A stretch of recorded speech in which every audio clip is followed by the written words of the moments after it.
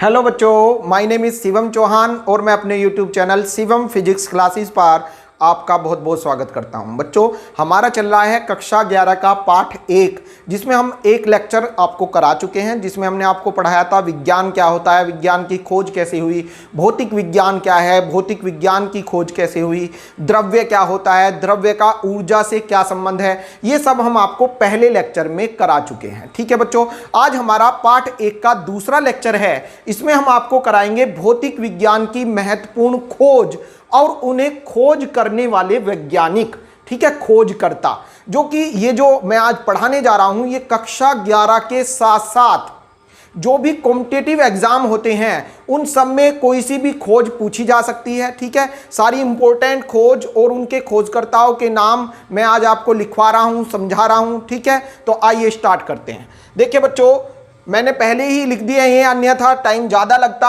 आपको अब समझाना रह गया है, ध्यान से समझिएगा। अगर आप पूरा वीडियो देखते हैं तो सारे खोजकर्ता और उन्होंने जितनी भी खोज की हैं वे सारी आपके समझ में आ जाएंगी। ठीक है बच्चों, तो देखिए ध्यान से। पहला है sir Isaac Newton. Sir Isaac Newton जो हैं ये भौतिकी के बहुत देखिए, पहला है sir Isaac Newton. Sir Isaac Newton जो हैं भौतिकी के बहुत महान वैज्ञानिक हैं। इन्होंने भौतिकी में अपनी बहुत महत्वपूर्ण खोज की हैं। जैसे पहली खोज थी इनकी, एक खोज है गति के नियम, जो कि पूरी फिजिक्स में गति के नियम बहुत अप्लाई होते हैं। हमारे दैनिक जीवन में भी गति के नियम अप्लाई होते हैं। ठीक है, गति के 3 नियम बताए थे इन्होंने। पहला नियम दिया था जड़त्व का नियम। जड़त्व का नियम अर्थात जड़ में रहने का नियम, अर्थात कोई वस्तु अपनी जड़ में रहने का प्रयास करती है जब तक कि वस्तु पर कोई बाह्य असंतुलित बल कार्य न करे। अब जड़ में रहने का मतलब यह है कि अगर कोई वस्तु विराम अवस्था में है, जैसे ये मार्कर है देखो, विराम अवस्था में है, तो ये विराम में ही रहेगा। कब तक? जब तक मैं इसे बल नहीं लगाऊंगा चलाने के लिए। अगर ये चल रहा है तो चलता ही रहेगा। कब तक? जब तक कि इस पर कोई विरोधी बल नहीं लगेगा जो इसे रोके। तो अर्थात अगर कोई वस्तु विराम अवस्था में है या गत्यावस्था में है तो वह अपनी अवस्था में जब तक रहेगी जब तक कि उस पर कोई बाह्य असंतुलित बल कार्य नहीं करेगा। यह है गति का पहला नियम, जिसको हम कहते हैं जड़त्व का नियम। ठीक है बच्चों, न्यूटन ने गति का दूसरा नियम दिया था बाह्य बल के परिमाण का नियम। इन्होंने बताया था कि जब किसी वस्तु पर बाह्य बल लगता है तो वस्तु के संवेग में परिवर्तन हो जाता है, और इस बल का मान वस्तु के संवेग में परिवर्तन की दर के बराबर होता है। ठीक है बच्चों, ये सारा जो मैं आपको पढ़ा रहा हूं आज, ये संक्षेप में शॉर्ट में बता रहा हूं। वैसे गति के नियम जो है डिटेल में आप पढ़ेंगे पार्ट 6 में। ठीक है बच्चों, आगे है न्यूटन की गति का तीसरा नियम। इन्होंने बताया था क्रिया प्रतिक्रिया का नियम। क्रिया प्रतिक्रिया का नियम कहता है कि प्रत्येक क्रियात्मक बल के बराबर विपरीत दिशा में प्रतिक्रिया बल लगता है। प्रत्येक क्रियात्मक बल के बराबर, देखिए प्रत्येक क्रियात्मक बल, ये हमने क्रियात्मक बल लगाई और आपने देखा जैसे हम इस पे मारेंगे तो इस पर भी चोट लगेगी। तो यहां से लगा रहे हैं क्रियात्मक बल, ये हथेली इस पर लगा रही है प्रतिक्रिया बल। इसे बोलते हैं क्रिया प्रतिक्रिया का नियम, अर्थात प्रत्येक क्रियात्मक बल के बराबर विपरीत दिशा में प्रतिक्रिया बल लगता है। यह न्यूटन की गति का तीसरा नियम है। ठीक है बच्चों, तो ये न्यूटन के गति के नियम हुए। अगला है गुरुत्वाकर्षण का नियम। यह भी न्यूटन ने ही दिया था। यह नियम कहता है कि हमेशा दो पदार्थिक कण जो हैं वे एक दूसरे के पास रखे हों तो वे एक दूसरे को गुरुत्व के आकर्षण द्वारा एक बल आरोपित करते हैं। ठीक है, अब गुरुत्व का आकर्षण क्या है? गुरुत्व का आकर्षण यह है, देखिए अगर हम मार्कर को छोड़ें और कहें मार्कर तू ऊपर जा, परंतु फिर भी क्या होगा? मार्कर ऊपर नहीं जाएगा, मार्कर नीचे ही आएगा। इसे बोलते हैं गुरुत्वाकर्षण। ऐसा क्यों हो रहा है कि मार्कर नीचे ही आ रहा है? ऐसा इसलिए हो रहा है बच्चों क्योंकि हमारी पृथ्वी गुरुत्व का आकर्षण लगा रही है इस पर, जो इसे खींच रहा है अपनी ओर। तो यह नियम दिया था न्यूटन ने। ठीक है, इसका बेसिक एग्जाम्पल आपने कक्षा 6 में पढ़ा होगा कि जब किसी पेड़ से, आम के पेड़ पे से आम टूटता है तो वो हमेशा नीचे ही आकर गिरता है, अर्थात क्योंकि उस पर पृथ्वी के द्वारा गुरुत्व का आकर्षण लगता है। तो ये नियम सबसे पहले दिया था सर आइजक न्यूटन ने। ठीक है बच्चों, अगला है आर्किमिडीज। ये आपने कक्षा 8 में भी पढ़ा होगा। आर्किमिडीज का सिद्धांत कि जब किसी वस्तु को हम द्रव में डुबाएं तो वह द्रव वस्तु पर उसके भार के बराबर उत्प्लावक बल लगाता है। ठीक है, इसे बोलते हैं आर्किमिडीज का सिद्धांत। बहुत इंपॉर्टेंट है, पेपर में पूछा जा सकता है उत्प्लावक बल का सिद्धांत किसने दिया, तो आप लिखोगे आर्किमिडीज ने दिया। अगला है बच्चों हाइगेन्स। हाइगेन्स जो हैं ये भौतिकी के बहुत महान वैज्ञानिक हैं। इन्होंने बताया था कि प्रकाश जो होता है वो तरंगों के रूप में चलता है। देखिए भौतिकी में भी वैज्ञानिकों में आपस में लड़ाई होती रहती थी। जो सर आइजक न्यूटन थे उन्होंने बताया था कि प्रकाश कणों के रूप में चलता है। सर आइजक न्यूटन ने क्या बताया कि प्रकाश कणों के रूप में चलता है और उन कणों को बोलते हैं कणिकाएं।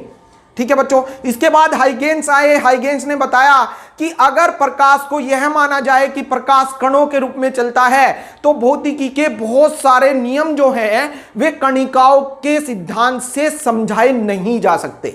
अर्थात उन्होंने बताया कि प्रकाश कणिकाओं के रूप में नहीं चलता, प्रकाश तरंगों के रूप में चलता है। किन्होंने बताया ये? हाइगेन्स ने बताया कि प्रकाश तरंगों के रूप में चलता है। अर्थात प्रकाश का तरंग संचरण सिद्धांत, प्रकाश का तरंग रूप की व्याख्या वैज्ञानिक हाइगेन्स ने की थी। ठीक है बच्चों, अगले हैं sir Thomas young. Sir Thomas young जवान है ये बहुत। ठीक है, इन्होंने दिया था प्रकाश के व्यतिकरण का सिद्धांत। प्रकाश का व्यतिकरण, देखिए मैं सारा संक्षेप में बता रहा हूं, ये सारे जो लेक्चर हैं, ये सारे जो टॉपिक हैं ये अगले चैप्टर में आएंगे, वहां पर मैं इन्हें डिटेल में पढ़ाऊंगा और सारे नोट्स की पीडीएफ भी दूंगा आपको डिस्क्रिप्शन बॉक्स में। ठीक है बच्चों, तो हर पार्ट के नोट्स आपको मिलते रहेंगे साथ साथ। जैसे जैसे पार्ट समाप्त होता रहेगा पूरे पार्ट के नोट्स आपको मिल जाया करेंगे। ठीक है बच्चों, तो अब देखिए सर थॉमस यंग जो हैं इन्होंने दिया था प्रकाश के व्यतिकरण का सिद्धांत। इन्होंने बताया था कि जब दो प्रकाश तरंगें एक दूसरे पर अध्यारोपित होती हैं, अर्थात एक दूसरे से मिलती हैं, तो उनके अध्यारोपण से एक नई तरंग बन जाती है जिसकी परिणामी तीव्रता अलग अलग तरंगों की तीव्रताओं के योग के बराबर नहीं होती। इसी घटना को बोलते हैं प्रकाश का व्यतिकरण। क्यों नहीं होती? देखिए सारा मैंने अभी बताया, अगर सारा बताएंगे तो वीडियो बहुत लंबा हो जाएगा। अभी हम केवल संक्षेप में शॉर्ट में बताते चल रहे हैं कि प्रकाश का व्यतिकरण का सिद्धांत यंग ने दिया था। यंग ने बताया था कि जब दो प्रकाश तरंगें मिलती हैं, ऐसे मिलती हैं, एक प्रकाश किरण ऐसे आई दूसरी ऐसे आई, दोनों मिली और मिलने से उनसे एक नई तरंग बन गई, तो जो नई तरंग बनेगी उसकी परिणामी तीव्रता इन दोनों प्रकाश तरंगों की अलग अलग तीव्रताओं के योग के बराबर नहीं होती। ऐसे देखिए दो प्रकाश तरंगे आई है, एक ये तरंग, इसकी तीव्रता I1, इसकी तीव्रता I2, और ये दोनों मिली और मिलने से एक नई तरंग बनी जिसकी परिणामी तीव्रता जो होती है I, वो इन दोनों के योग के बराबर नहीं होती। इसे ही बोलते हैं प्रकाश तरंगों का व्यतिकरण, और इसकी खोज व्यतिकरण का सिद्धांत दिया था सर थॉमस यंग ने। आगे चलते हैं बच्चों, अगले हैं वैज्ञानिक फैराडे। बहुत इंपॉर्टेंट है फैराडे के नियम। ठीक है, इन्होंने विद्युत चुंबकीय प्रेरण के नियम दिए थे। इन्होंने बताया था कि जब कोई कुंडली जो है, कुंडली क्या है? अब कुंडली जैसे आपके घर के पंखे में कुंडली लगी होती है ना, जिस पंखे में कुंडली, मोटर में जो कुंडली लगी रहती है, मैग्नेट पे जो तार लिपटे रहते हैं उसे बोलते हैं कुंडली। जब किसी कुंडली से बद्ध चुंबकीय फ्लक्स में परिवर्तन होता है तो उसमें एक प्रेरित विद्युत वाहक बल उत्पन्न हो जाता है जिसका मान चुंबकीय फ्लक्स में परिवर्तन की ऋणात्मक दर के बराबर होता है। ठीक है, तो इसका जो डिटेल में वो आप अगले चैप्टरों में पढ़ेंगे। अभी फिलहाल आप इतना ही पढ़िए कि फैराडे ने विद्युत चुंबकीय प्रेरण के नियम दिए थे। आगे देखिए बच्चों, एम्पियर ने विद्युत धारा, जो वैद्युत धारा जो आपके घर में तारों में जो प्रवाहित हो रही है ना, जो इलेक्ट्रिक सप्लाई हो रही है, उसमें जो करंट फ्लो हो रही है, उसको डिफाइन किया था वैज्ञानिक किन्होंने? एम्पियर ने। इन्होंने वैद्युत धारा के बारे में और चुंबकत्व, मैग्नेटिज्म के बारे में व्याख्या की थी। जैसे हमारी पृथ्वी भी एक चुंबकत्व का गुण दर्शाती है, तो ये सब बातें जो है वैज्ञानिक एम्पियर ने बताई थी। ठीक है बच्चों, इसके बाद आते हैं रदरफोर्ड। देखिए इनका नाम ही फोर्ड है। इन्होंने फोड़ दिया था। किसको फोड़ दिया था? परमाणु को फोड़ दिया था। ठीक है, ये तो एक कहने की बातें हैं, आपके याद रहे। जैसे रदरफोर्ड फोड़ा, किसको फोड़ा? परमाणु को फोड़ा। कैसे फोड़ा?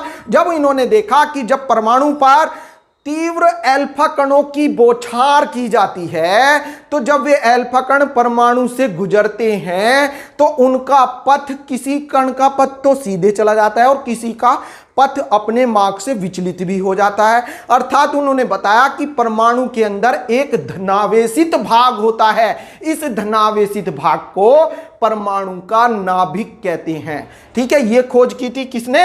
वैज्ञानिक रदरफोर्ड ने। तो रदरफोर्ड ने परमाणु के नाभिक की खोज की थी। आगे बच्चों, प्लांक नामक वैज्ञानिक, इन्होंने विकिरण का क्वांटम सिद्धांत दिया था। अर्थात इन्होंने बताया था कि जो प्रकाश होता है वो विकिरण के रूप में चलता है। देखिए, मैंने अभी प्रकाश के बारे में 3 बातें बताई। न्यूटन ने बताया प्रकाश कणों के रूप में चलता है, हाइगेंस ने बताया प्रकाश तरंगों के रूप में चलता है, और प्लांक जो बोल रहे हैं, प्लांक कह रहे हैं कि प्रकाश जो है वो ऊर्जा के बंडलों के रूप में चलता है। वे जो बंडल होते हैं उन्हें बोलते हैं क्वांटा या फोटोन कहते हैं। ठीक है, अर्थात प्रकाश की जो विकिरण होती हैं वे ऊर्जा के बंडलों के रूप में चलती हैं और वे बंडल बोले जाते हैं क्वांटा या फोटोन। ये बात बताई थी वैज्ञानिक प्लांक ने। ठीक है, अब किसकी बात माने? ये सारा आपको, जैसे आप मेरे से आगे फिजिक्स पढ़ेंगे चैप्टर वाइज धीरे धीरे, तो सब पता चल जाएगा कि किसका सिद्धांत सही है, किसका गलत है। देखिए, सारे ही सिद्धांत सही है। जब इनका एक निचोड़ निकल कर आया तो एक नियम आया संयुक्त रूप से, उसमें बोला गया कि प्रकाश की द्वैती प्रकृति, द्वैती अर्थात प्रकाश कुछ जगह देखा जाता है कि प्रकाश कणों के रूप में व्यवहार करता है और कुछ जगह व्यवहार करता है कि प्रकाश तरंगों के रूप में व्यवहार करता है। तो ये सब आप आगे पढ़ेंगे डिटेल में।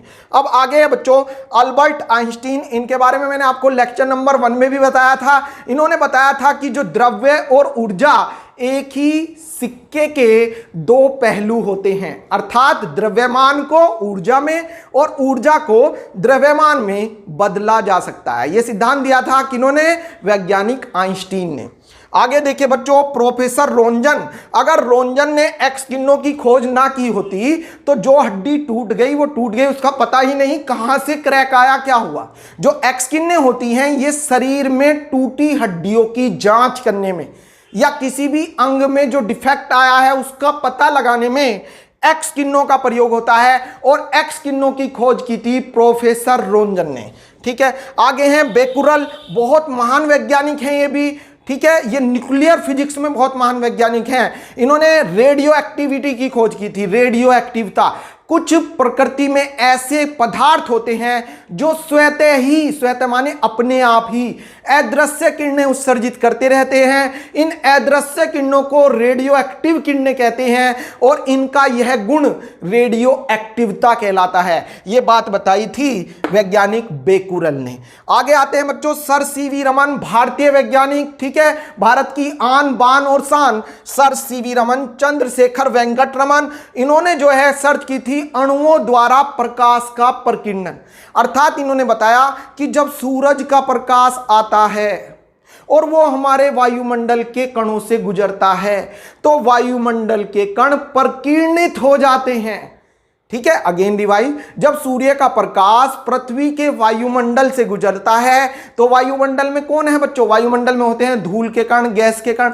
वे क्या करते हैं? इस प्रकाश को अवशोषित करते हैं और अवशोषित करके प्रकीर्णित हो जाते हैं। प्रकीर्णित का मतलब यह है, जैसे सपोज कीजिए, देखिए ऐसे चल रहे थे वे पहले, ठीक है, ऐसे चल रहे थे, और जैसे ही इन्हें प्रकाश मिलेगा तो ये खुश हो जाएंगे और अपनी डायरेक्शन बदल देंगे, चारों दिशाओं में फैल जाएगा प्रकाश, ऐसे सभी दिशाओं में फैल जाएगा। इसे बोलते हैं प्रकाश का प्रकीर्णन, स्कैटरिंग ऑफ लाइट। इसका जो सिद्धांत है, ये प्रोसीजर जो है, ये सर सीवी रमन ने दिया था, चंद्रशेखर वेंकट रमन ने, जिसके लिए उन्हें नोबेल पुरस्कार से सम्मानित भी किया गया था। इसके बाद जगदीश चंद्र बोस, ये भी भारतीय वैज्ञानिक हैं। इन्होंने अति लघु रेडियो तरंगों की खोज की थी, जो दूर तक चली जाती है रेडियो तरंगे, उनकी खोज जो है जगदीश चंद्र बोस ने की थी। इसके बाद मेघनाथ साहा, ये भी भारतीय वैज्ञानिक हैं। इन्होंने तापीय आयनीकरण के बारे में बताया था कि जब किसी वस्तु का ताप बढ़ाया जाता है तो वो आयनीकृत हो जाती है। ये मेघनाथ साहा ने बताया था। इसके बाद भारत के राष्ट्रपति एपीजे अब्दुल कलाम, वे भी भौतिकी के बहुत महान वैज्ञानिक हुए हैं। ये 2002 से 2007 तक भारत के राष्ट्रपति भी रह चुके हैं।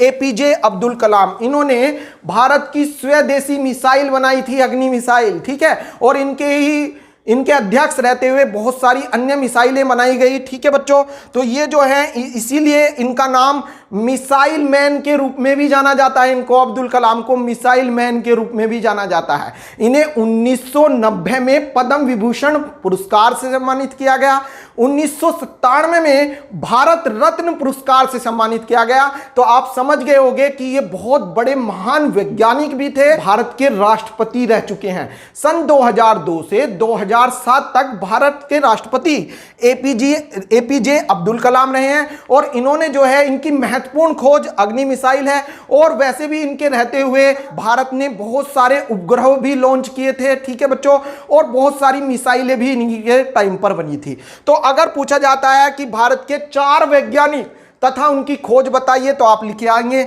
सीवी रमन, अणुओं द्वारा प्रकाश का प्रकीर्णन, जगदीश चंद्र बोस, अति लघु रेडियो तरंगे, मेघनाथ साहा, तापीय आयनीकरण, एपीजे अब्दुल कलाम अग्नि मिसाइल। ठीक है, स्वदेशी अग्नि मिसाइल ये हमारे देश में सर्च हुई थी इसकी। तो ये सब जो है बच्चों, ये जो मैंने लिखी हैं ये बहुत इंपॉर्टेंट खोज थी, खोजकर्ता। ये सारे 11वीं में भी आपके एग्जाम में पूछे जा सकते हैं इनमें से कोई एक, और कॉम्पिटिटिव एग्जाम में तो अक्सर आते ही रहते हैं। ठीक है बच्चों, मैं अपेक्षा करता हूं मेरा पढ़ाया हुआ आज का आपके बहुत अच्छा समझ में आया होगा। आप भी इनको अब अपने फेयर कॉपी पर उतार लें, इसका स्क्रीनशॉट लें, एक स्क्रीनशॉट ले लें और स्क्रीनशॉट लेकर इसको पूरे को अपने फेयर रजिस्टर पर उतार लें। जो पिछले लेक्चर में काम कराया था उससे आगे कर लें। ठीक है बच्चों, तो आज के लिए इतना ही बहुत है, इससे आगे हम अगले लेक्चर में पढ़ाएंगे। Thank you so much.